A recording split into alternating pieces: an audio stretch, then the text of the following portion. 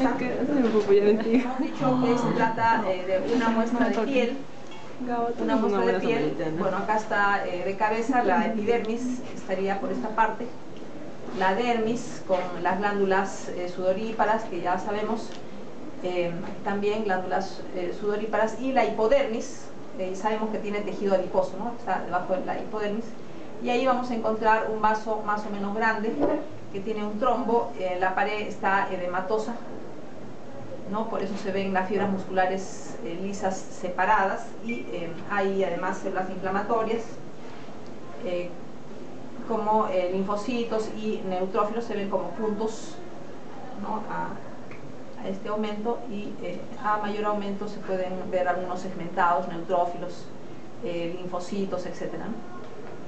Eso, y el edema, ¿no? El edema que hace que estén separadas las fibras musculares de la pared. Esto es referente a poliarteritis nodosa, o sea que hay que identificar el vaso que tiene la inflamación, que está en la hipodermis, como estoy indicando. Tenemos también pemfigoide buloso. Hemos dicho que hay autoanticuerpos contra proteínas del hemidesmosoma. Entonces, el hemidesmosoma es la estructura que mantiene unida las células de la capa basal de la epidermis a la membrana basal, que es lo normal, ¿no? La epidermis tiene que estar pegada a la dermis.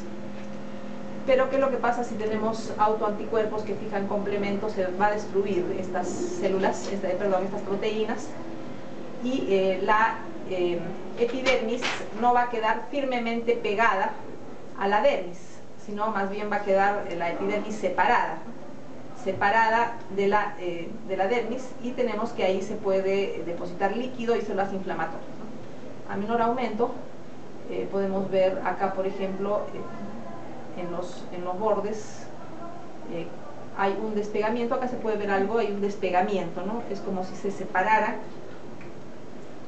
como si la epidermis quedara lejos de la dermis, se forma como un espacio, y ahí se va acumulando líquido. Acá también podemos ver, se va acumulando líquido, que se ve como este material rosado, y aquí hay células inflamatorias como eosinófilos, linfocitos, en menor grado neutrófilos. Bueno, eso es lo que vamos a observar. Acá, por ejemplo, vemos que la epidermis, las células de la capa basal, están lejos de la dermis, están separadas, y se ha formado este material que es suero, fibrina, etcétera, material derivado de la sangre. Y en la dermis vamos a tener células inflamatorias, ¿no? Tipo linfocito, y también tipo histiocito, aunque, eosinófilo, aunque los gránulos de los eosinófilos no se ven bien en la proyección, pero se pueden ver un poco mejor en los microscopios, ¿no? Esto, referente al pemfigoide buloso, tenemos dos cortes. Este es uno de los cortes, y tenemos acá el otro corte. Aquí en el otro corte hay zonas donde se puede ver más o menos cómo se despega, ¿no? La epidermis tendría que estar pegada a la dermis, pero vemos que se separa, ¿no? Porque las proteínas que forman la unión a la membrana basal de las células de la capa basal son destruidas, ¿no? Por autoanticuerpos, y acá pues se ve ya la epidermis bien separada, ¿no? Con este material, con células inflamatorias dentro, y la dermis con inflamación. También hay una serie de células inflamatorias en la dermis. Tenemos también la tiroiditis de Hashimoto, autoanticuerpos contra el tejido tiroideo, no contra todos los tejidos en general, como en el lupus eritematoso, donde hay una serie de anticuerpos. Acá tenemos exclusivamente afectación de la tiroides. Vamos a reconocer los folículos, que se ven pequeños y atróficos, con el coloide. Hay escasa cantidad de coloide porque los folículos están atróficos, se ven muy pequeños, ¿no? Aquí vemos folículos, acá no hay coloides, se han desprendido células, y abundantes linfocitos. Abundantes linfocitos son las plasmáticas. Eso es lo propio en la tiroiditis, ¿no? Se ve en los folículos abundantes linfocitos. Y esto es lo que tenemos que ver, ¿no? Después tenemos dos láminas de sarcoma de Kaposi. Sarcoma de Kaposi es una neoplasia propia de pacientes con SIDA, aunque no es exclusivo, ¿no?, de pacientes con SIDA. A veces se puede ver en personas que no tienen SIDA, pero que tienen algún tipo de inmunosupresión. Es una neoplasia de la piel, pero también puede aparecer sarcoma de Kaposi en otros tejidos. Aquí lo que vamos a ver es una proliferación una proliferación maligna de vasos sanguíneos, y entre los vasos sanguíneos vamos a observar unas células alargadas, fusiformes, atípicas. Quiere decir que tienen características de cáncer. Acá vemos la epidermis, ¿sí? La epidermis no tiene mayor problema, y la dermis, pero en la dermis vamos a encontrar una proliferación de vasos y, que se ven como hendiduras. Entre estas hendiduras vemos estas células, que son las células neoplásicas propiamente. Son células alargadas de núcleo hipercromático, núcleos oscuros, alargados, pleomórficos, atípicos, tienen características de cáncer. Y vamos a ver bueno, hemorragias. Los vasos sanguíneos se ven como unas hendiduras. Aquí los reconocemos por los hematíes. Por ejemplo, hay vasos muy pequeños, otros vasos más o menos medianos, como estos, y otros vasos un poco más grandes, ¿no? Un poco más grandes, como el del centro, ¿no? Es una neoplasia maligna vascular de vasos sanguíneos de pacientes con SIDA. Acá tenemos los vasos muy pequeñitos. Por ejemplo, en este vaso solamente cabe un hematíe, es un vaso muy pequeño, es un vaso un poco más grande, pero entre estos vasos tenemos estas células de núcleo muy oscuro, son las células neoplásicas. ¿Cuál es la causa del sarcoma de Kaposi?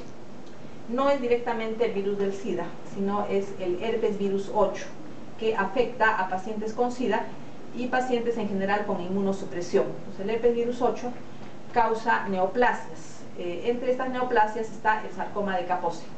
Puede ser lesiones de la piel, o hay sarcoma de Kaposi en mucosas, hay sarcoma de Kaposi en otros tejidos como ganglio linfático, etc., ¿no? Acá nuevamente las células neoplásicas son estas oscuras, y lo demás son las hendiduras de los vasos sanguíneos. Tenemos dos láminas de esto, ¿no? Esta es una de las láminas. Cada lámina tiene varios cortes. Aquí vemos uno de los cortes, pero vamos a ver este otro corte. En este otro corte hay dos nódulos, ¿no? Este es uno de los nódulos y este es el otro, ¿no? Vamos a ver este con los vasos. Primero la epidermis, que no tiene mayor alteración, y la dermis. Tenemos la dermis con los vasos. Unos son más o menos grandes, ¿no? Otros son más pequeñitos, otros son tipo capilar, ¿no? Por ejemplo, este es un solo vaso, tiene 3 hematíes, pero es un solo vaso, este es más grande, en fin, ¿no? Entonces, una neoplasia maligna vascular. Las células malignas son estas, ¿no? Estas que están rodeando a los vasos, que se ven como unas hendiduras, ¿no? Esa es una de las láminas de sarcoma de Kaposi, y tenemos otra lámina de sarcoma de Kaposi. Acá igualmente la epidermis, capa córnea. Acá vemos la proliferación de vasos, más aumento. Vemos gran cantidad de vasos que están, aquí los vemos como unas hendiduras, los reconocemos por los hematíes, y entre los vasos están estas células alargadas de núcleo oscuro, hipercromáticas, que son las células neoplásicas, ¿no? Acá los vasos son pequeños. Tenemos acá, bueno, este vaso, este otro vaso más pequeño, este otro vaso de un solo hematíe, etc., ¿no? Aquí tenemos igualmente, ¿no?, vasos, hemosiderina, ¿no? Este pigmento marrón, hemosiderina, porque hay hemorragias. Tenemos acá dos cortes, ¿no? Este es un corte y este es el otro corte, que es parecido. El otro corte también con la epidermis, y la dermis tiene los vasos que estoy indicando, ¿no? Neoplasia propia de pacientes con SIDA, pero se puede ver en otros pacientes. Acá tenemos los vasitos pequeños, solamente cabe un hematíe, ¿no? También, y bueno, son los vasos y las células neoplásticas, que es lo que les menciono. lámina de polimiositis para observar la inflamación en el tejido muscular estriado. Tenemos músculo estriado, es una biopsia de ese tejido y tenemos que buscar las zonas de inflamación. Por ejemplo, tenemos acá, vemos las fibras musculares, pero hay atrofia. Las fibras musculares están muy delgadas y están más pequeñas. Tenemos, por ejemplo, estas zonas de inflamación. La inflamación puede llevar hasta la necrosis, ¿no? Estas fibras, por ejemplo, son muy delgadas y tienen forma irregular. Entonces hay una atrofia de fibras musculares, vendrían a ser los núcleos de las fibras musculares, núcleos en la periferia, acúmulos de linfocitos, restos de citoplasma de las células musculares. Hay unos cortes que son longitudinales, se ven las fibras alargadas, y otros cortes que son transversales, también fibras longitudinales pero atróficas, ¿no? Están muy separadas unas de otras. Tenemos linfocitos, células inflamatorias que se ven como puntos, pero son linfocitos, ¿no? Linfocitos entre las fibras musculares, también células plasmáticas. Hay otras fibras que se ven longitudinales, ¿no? Perdón, corte transversal. Acá, por ejemplo, vemos cortes transversales, pero están también las fibras atróficas. Y hay tejido adiposo infiltrando el músculo, ¿no? Entre las fibras musculares tenemos también tejido adiposo y estas fibras corte transversal, ¿no? Por eso se ven redondas, atróficas. Esto referente a polimiositis. La lámina de trombosis solamente implica reconocer la pared del vaso, ¿no? Reconocer la pared del vaso y el trombo, que es el coágulo, con zonas de fibrosis, ¿no? Hay zonas de fibrosis en el trombo, no todo es el coágulo. Estamos diciendo que se trata de un trombo organizado, ¿no? Tiene partes, acá está la pared del vaso en realidad. Aquí está la pared del vaso, algunas zonas siguen siendo coágulo, pero hay otras zonas donde ya se ha fibrosado, ¿no? El trombo ha sufrido fibrosis, eso se llama organización del trombo, ¿no? La fibrosis. La última lámina, infarto de intestino. Como hay necrosis, no es tan fácil reconocer las partes, pero nos podemos orientar de alguna manera. Por ejemplo, en la mucosa nos orientamos por la presencia de las criptas de Lieberkühn con un pigmento que es derivado de la sangre. No se puede reconocer bien lo que son vellosidades intestinales, la mucosa, pero tenemos los restos, o sea, lo que queda es un pigmento derivado de la sangre que se ve marrón, ¿no? Por la hemorragia. Luego tenemos la muscular y mucosa, pero no se nota bien la submucosa con vasos congestivos. También por la necrosis los vasos se ven como si fueran unas sombras, ¿no?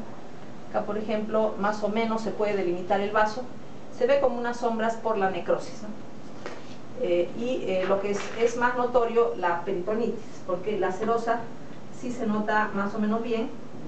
Aquí vemos, la serosa sí se nota, la reconocemos por el tejido adiposo propio del peritoneo, y tiene una peritonitis aguda de tipo reaccional, o sea, es una peritonitis aguda secundaria.